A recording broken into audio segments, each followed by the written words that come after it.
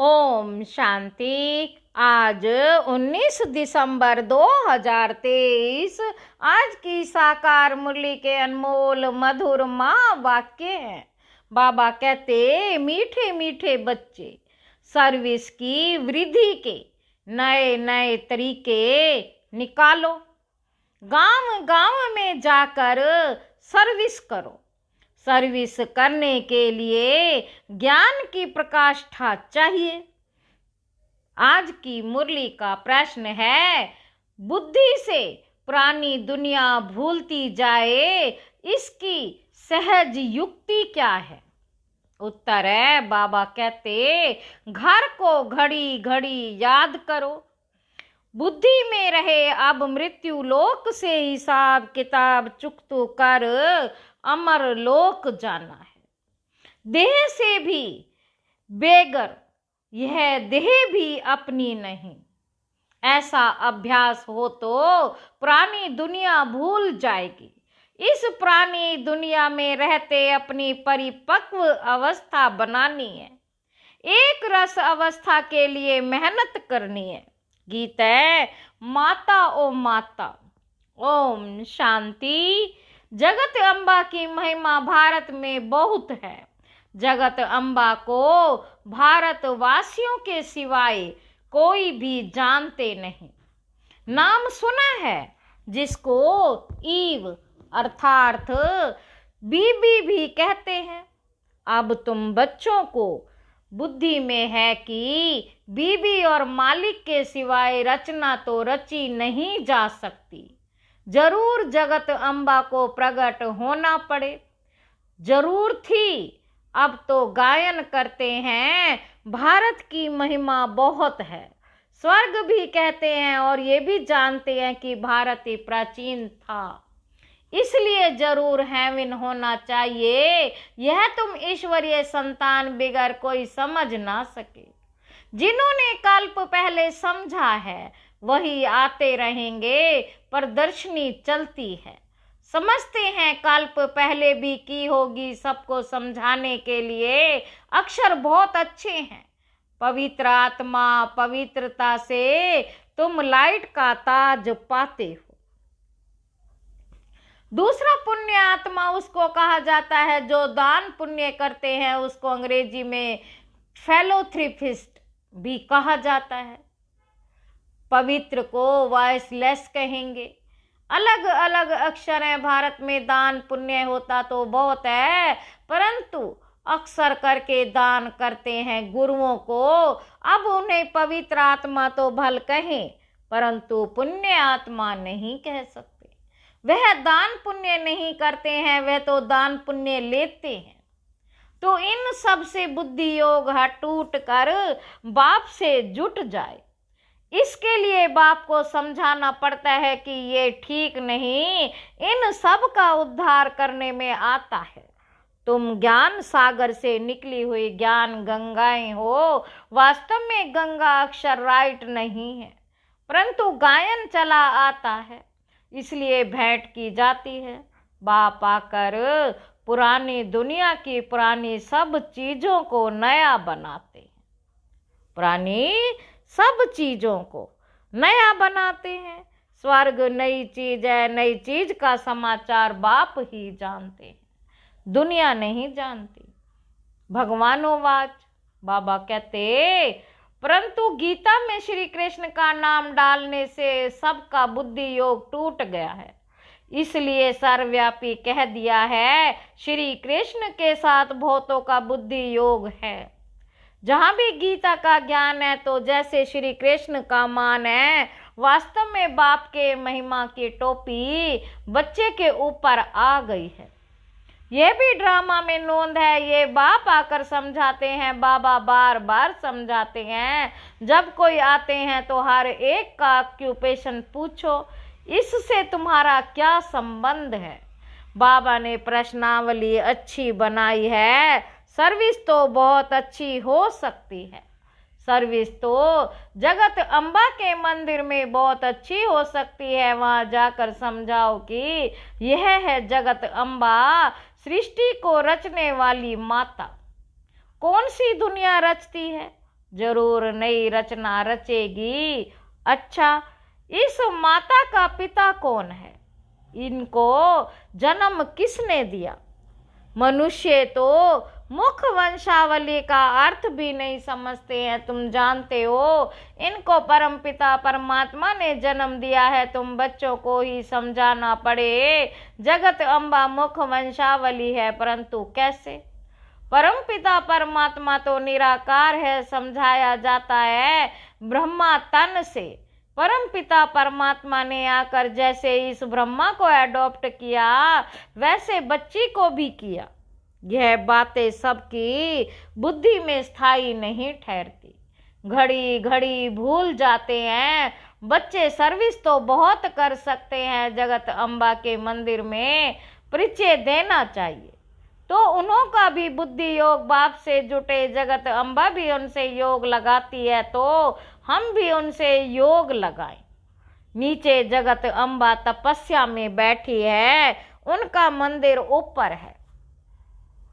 नीचे राजयोग की तपस्या कर रहे हैं, फिर राज राजेश्वरी स्वर्ग की मालिक बनी सतयुग में, अभी है कलयुग में। फिर से जब तपस्या में बैठे तब तो स्वर्ग के मालिक बने ना। बाबा कहते तुम्हारी बुद्धि में ये सारा ज्ञान रहना चाहिए। यह सच्ची राय मनुष्यों को दी जाती है, तुम हर एक का परिचय देते हो, परंतु सबकी बुद्धि में कोई जल्दी थोड़े ही बैठ सकता है। बैठे तब जब सर्विस में लग जाए। चित्र भी बहुत अच्छे अच्छे बने हुए हैं, लक्ष्मी नारायण के मंदिर में जाकर समझा सकते हो। बाबा कहते मेरे भक्तों को सुनाओ, भक्त जरूर मंदिर में ही मिलेंगे, उनको प्यार से समझाओ। यह जो लक्ष्मी नारायण के चित्र हैं इनके लिए सभी कहेंगे यह स्वर्ग के मालिक थे। अच्छा, अब क्या है? जरूर कहेंगे कलयुग, कलयुग में दुखी दुख है, फिर इनको बादशाही कैसे मिली? बाबा कहते तुम जानते हो तो सबको सुना सकते हो, एक को समझाएंगे तो सत्संग इकट्ठा हो जाए। फिर सब कहेंगे हमारे पास आओ, मंदिर में बड़ा मेला लगता है।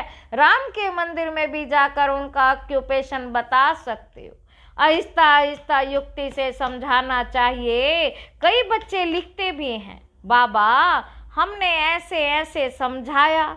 एक को समझाने से फिर दूसरे निमंत्रण देते हैं। हमारे घर में भी 7 रोज भाषण चले तो अच्छा, फिर वहां से और कोई निकलेगा, कोई भी निमंत्रण दे उनको ऐसा समझाना चाहिए जो छोड़े नहीं। भाषण करने से आस पास वाले मित्र संबंधी आदि भी इकट्ठे होंगे।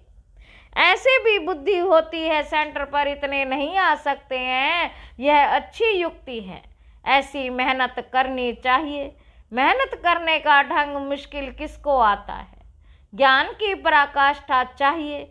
बाबा कितनी दूर से हमको सिखाने आया है। अगर सर्विस नहीं करेंगे तो ऊंच पद कैसे पाएंगे? स्कूल में बच्चे बहुत अच्छे चमत्कारी होते हैं, उछलते रहते हैं, ये भी पढ़ाई है, ये वंडरफुल पढ़ाई है, इसमें बूढ़े जवान बच्चे सब पढ़ते हैं। गरीबों को और ही अच्छा चांस है। सन्यासी भी वास्तव में गरीब हैं, कितने बड़े बड़े धनवान मनुष्य अपने पास बुलाते हैं।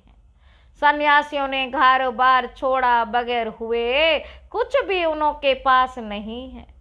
तुम भी अभी बेगर हो, फिर प्रिंस बनते हो, वे फिर बेगर है। इसमें पवित्रता की बात है, तुम्हारे पास और कुछ नहीं।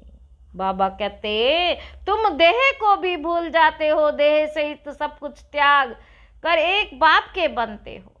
जितना एक बाप को याद करेंगे उतनी धारणा होगी, एक रस धारणा हो जाए। बाबा कहते उसके लिए मेहनत चाहिए। हमको बाबा के पास जाना है तो इस पुरानी दुनिया का ख्याल क्यों रखें? जब तक परिपक्व अवस्था हो तब तक रहना इस पुरानी दुनिया पुराने शरीर में। बाबा कहते अब तुम्हें गृहस्थ व्यवहार में रहकर पवित्र बनना है। इस मृत्यु लोक से हिसाब किताब चुकता होता है, अब अमर लोक जाना है। घर को घड़ी घड़ी याद करने से पुरानी दुनिया भूलती जाएगी। बोलो, गीता में बाबा ने क्या कहा है? भगवान को बाबा कहा जाता है निराकार। बाबा कहते, माँ में कम याद करो, योग अग्नि से तुम्हारे वे कर्म विनाश होंगे। ये भगवान के महावाक्य है कि इस पुरानी दुनिया और पुरानी देह को बिछोड़ो। देही अभिमानी बनकर निरंतर बाबा को याद करो। भगवान है निराकार, आत्मा शरीर लेकर टॉकी बनती है। बाबा तो गर्भ से जन्म नहीं लेते, उनका नाम एक ही शिव है। ब्रह्मा विष्णु शंकर को अपना सूक्ष्म शरीर है। यह है ही निराकार परम पिता परमात्मा, फिर उनका नाम है शिव। वही ज्ञान का सागर है। ब्रह्मा विष्णु शंकर को रचता नहीं कहेंगे, रच्यता एक ही निराकार को कहा जाता। वह फिर साकारी रचना कैसे रचे? तो ब्रह्मा द्वारा आकर समझाते हैं, श्री कृष्ण तो हो ना सके। ब्रह्मा के हाथ में ही वेद शास्त्र दिखाते हैं। गाया भी हुआ है ब्रह्मा द्वारा स्थापना। ब्रह्मा द्वारा सभी शास्त्रों का सार सुनाते हैं, निराकार सुनाते हैं साकार द्वारा। यह बातें अच्छी रीति धारण करनी पड़े भगवानुवाच। मैं राजयोग सिखलाता हूँ, विनाश के पहले स्थापना भी जरूर चाहिए। पहले पहले है स्थापना, बड़ा ही क्लियर लिखते रहते हैं। ब्रह्मा द्वारा सूर्यवंशी घराने की स्थापना लिखित में बड़ा अच्छा राज है। परंतु जबकि कोई मेहनत कर और सर्विस में लग जाए, सर्विस में लग जाने से फिर मजा आएगा। मम्मा बाबा को भी सर्विस में मजा आता है, बच्चों को भी सर्विस करनी है। मम्मा को तो मंदिर में नहीं ले जाएंगे, मम्मा की तो बड़ी महिमा है, बच्चों को तो जाना ही पड़े। बाबा कहते, वानप्रस्थियों के पास जाकर उनसे प्रश्न पूछो, फिर समझाओ कि कभी गीता अध्ययन की है। गीता का भगवान कौन है? भगवान तो एक ही निराकार होता है, साकार को भगवान नहीं कहेंगे। साकार को भगवान नहीं कहेंगे, भगवान एक है। इसमें सर्विस का बहुत विचार सागर मंथन चलना चाहिए। प्रैक्टिस करनी है तो बाहर जाकर ट्रायल करनी चाहिए। जगत अम्बा का दर्शन करने रोज आते। बाबा कहते, जगत अम्बा का दर्शन करने रोज आते हैं। त्रिवेणी पर ही मनुष्य बहुत जाते हैं। वहां भी जाकर सर्विस करें, भाषण करें तो ढेर आकर इकट्ठे होंगे। निमंत्रण देते रहेंगे, हमारे पास आकर सत्संग करो। बाबा मम्मा तो कहाँ जा नहीं सकते, बच्चे जो जा सकते हैं। बंगाल में काली का मंदिर है, वहाँ भी बहुत सर्विस कर सकते हो। काली कौन है इस पर भाषण करो, परंतु हिम्मत चाहिए। बाबा जानते हैं, कौन समझा सकते हैं। जिनमें देह अभिमान है वे क्या सर्विस कर सकेंगे? सर्विस का सबूत नहीं देते। सर्विस अगर पूरी नहीं की तो नाम बदनाम करेंगे। योगी में बल बड़ा अच्छा रहता है, समझाने के लिए पॉइंट्स बहुत देते रहते हैं, परंतु अच्छे अच्छे महारथी भी भूल जाते हैं। सर्विस तो बहुत है, इसको कहा जाता बेहद की सर्विस। फिर वह मान भी बहुत पाते हैं। मुख्य है पवित्रता की बात।